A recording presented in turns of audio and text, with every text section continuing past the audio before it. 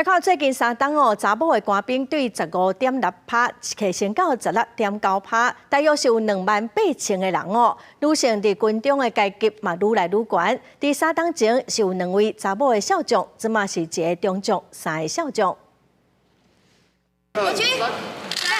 大声发出国军赞！2022年底，陈玉玲进任国军史上第1位女中将，真做是苏当时上响目的重点。因那国军女性比例继续增加，国防部上新的数据显示，今年初女性官兵的比例是16.9%，比3年前的15.6%提悬1.3%。估算即马女性军人的总数大约是28000人。现在的战争是属于新形态的战争，它已经不是比拳头。女性其实在各个方面都不会比男性来的觉得在国军的任务上面是比较差的。军中里面应该要男女平权，该要适才适用，唯才适用，那就是国际的战略，也国际的智慧。由海空3军的女性人数比例拢有增加的趋势，其中比例上悬的空军比例已经达到20.5%，而且唔那人数比例增加，女性伫军中的阶级也渐渐升悬。上校以上的高阶军官的女性比例，3年前是4.9%，即马是5.7%。以女将人数来看